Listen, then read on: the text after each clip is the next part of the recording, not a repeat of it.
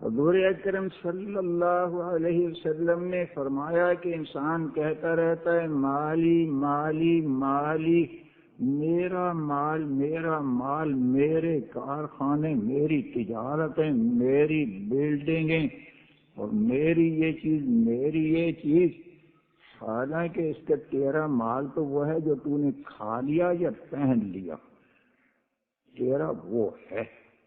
یا پھر یہ ہے کہ کہیں آگے بھیج دیا، وطن بنانے کے لیے جہاد میں لگا دیا، یا اور کسی صدقہ جاریہ میں لگا دیا، یا کسی مسکین کی مدد کر دی، تیرا مال تو وہ ہے، باقی تیرا مال کہاں ہے؟ وہ تو وارث تیرے مرنے کے منتظر رہتے ہیں، وہ دعا اور ختم بھی کراتے رہتے ہوں کہ جلدی سے مر جائے تو مال ہمیں مل جائے، وہ تو تیرا ہے ہی نہیں، وہ تو وارث ہوتا ہے۔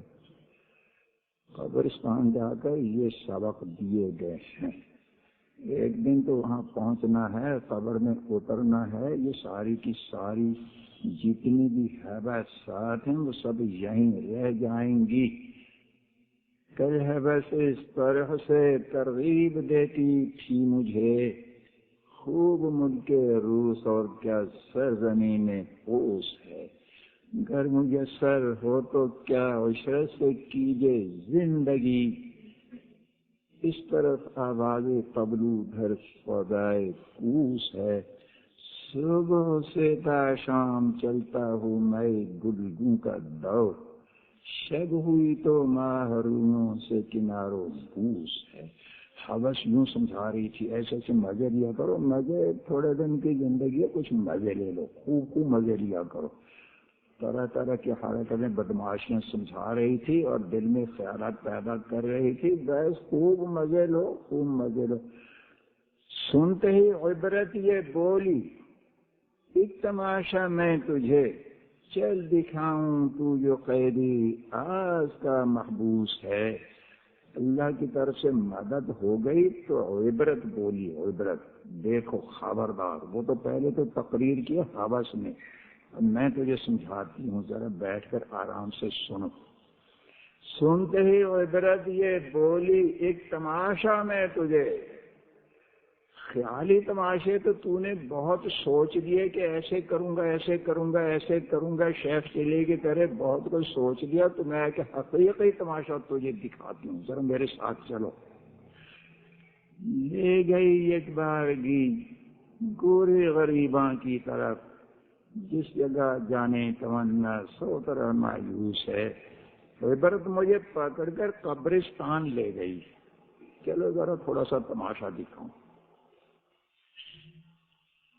مرقدیں دو تین دکھلا کر لگی کہنے مجھے، یہ سکندر ہے یہ دارا ہے یہ کے کا اوس ہے، دو تین قبریں دکھائیں اور کہا یہ سکندر کی قبر ہے، یہ دارا کی ہے، یہ کے کا اوس کی ہے۔ سکندر دارا تو سب جانتے ہیں، ایسے ایک بہت مشہور بادشاہ گزرا کے کا اوس کے نام سے۔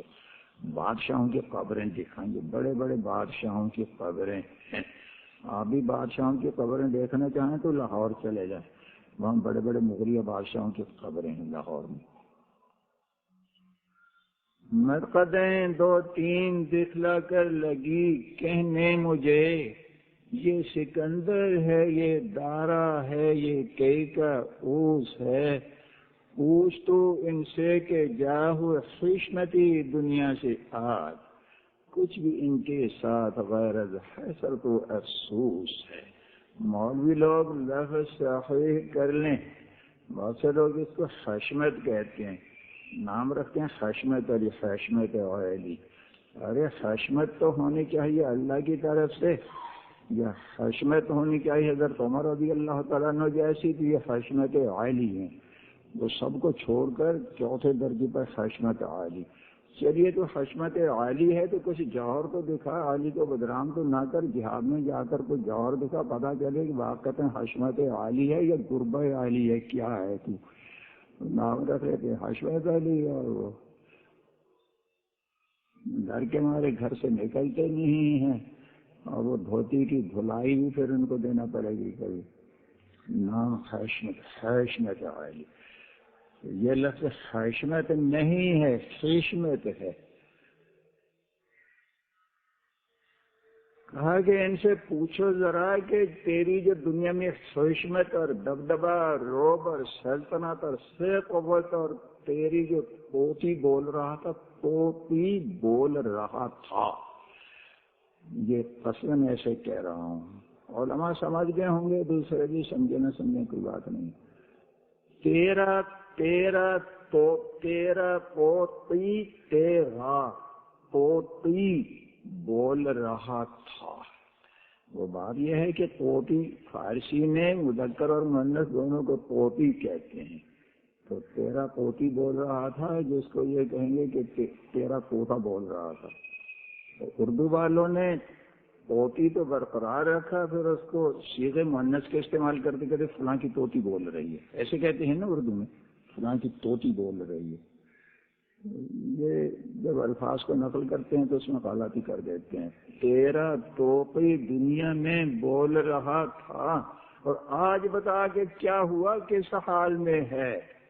مرقدیں دو تین دکھلا کر لگی کہنے مجھے، یہ سکندر ہے، یہ دارا ہے، یہ کے کا اوس ہے، پوچھ تو ان سے کہ جا ہو خشمت دنیا سے آج، کچھ بھی ان کے پاس غیر الحسرت و افسوس ہے۔ کچھ عبرت حاصل کیا کریں، دوسروں کی موت کو دیکھ کر سن کر اپنی موت کو یاد کیا کریں۔ السعید من بعد بغیرہ، نیک بخت وہ ہے جو دوسروں کے حالات کو دیکھ کر سن کر اپنی اصلاح کرے، نیک بخت وہ ہے۔ اللہ تعالی اس کی توفیق عطا فرمائے۔ ایک جنازے پر میں گزرا اور حسرت سے کہا، میں بھی مل لیتا اگر یہ اور جیتا ایک دن۔ بولی مایوسی ارے نادان، جب آ جاتی ہے موت، ایک دم بھی زندگی مشکل ہے۔ کیسا ایک دن وقت نہیں ملے گا، اس سے پہلے اپنے حالات کو سدھار لیں۔ وقت آیا ہوا ٹلے گا نہیں، اللہ تعالیٰ اس کی آنکھیں عطا فرمائے۔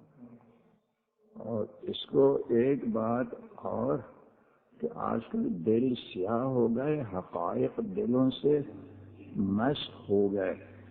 اس میں تو ہونا چاہیے شوق وطن، شوق وطن، تو وہ تو آج اس کا تو کہیں نام بھی نہیں ہے۔ کوئی شوق وطن بتائے گا تو لوگ اس کو احمق کہیں گے۔ تو چلیے شوق وطن نہیں تو خوف وطن ہی کر لیجئے، کہیں آگے پہنچنا ہے، اس کا خوف آ جائے کہ جنت کی طرف کو یہ اقدام جا رہے ہیں یا جہنم کی طرف لے جا رہے ہیں، اس کا خوف آ جائے۔ یہ بھی آ جائے تو غنیمت ہے، کچھ تو انسان سدھر جائے۔ اور جو صحیح معنوں میں اللہ کے بندے ہوتے ہیں ان کو خوف وطن نہیں ہوتا ہے، شوق وطن ہوتا ہے۔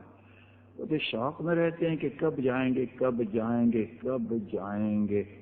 خوشب قطی و قرم روز گاری، یارے برخورد غوثلی یارے۔ وہ وقت کیسا ہوگا جب اللہ تعالیٰ کا دیدار نصیب ہوگا، اس سفر سے گزر کر وطن پہنچ جائیں گے، کیسا ہی اچھا وقت ہوگا۔ وہ تو اس کی تمنا کرتے رہتے ہیں، منتظر رہتے ہیں۔ فَمِنْهُمْ مَنْ قَضَىٰ نَحْبَهُ وَمِنْهُمْ مَنْ يَنْتَظِرُ وَمَا بَدَّلُوا تَبْدِيلًا۔ انہوں نے اپنے اللہ سے عہد کر رکھا ہے، جو مر گئے تیری اطاعت پر جو مر گئے انہوں نے اپنا عہد پورا کر لیا، اور ہم بھی انشاءاللہ تعالی آخر دم تک پورا کریں گے، قائم رہیں گے۔ وہ اس کے منتظر رہتے ہیں کہ آخر دم تک جو کچھ بھی ہوگا تیری رضا کے مطابق ہوگا انشاءاللہ تعالی۔ اللہ تعالی سب کو اس کی توفیق عطا فرمائے، اپنی مدد فرمائے، نفس شیطان کے شر سے حفاظت فرمائے۔ وصلی اللہم وبارک وسلم علی عبدک ورسولک محمد وعلی آلہ وصحبہ اجمعین۔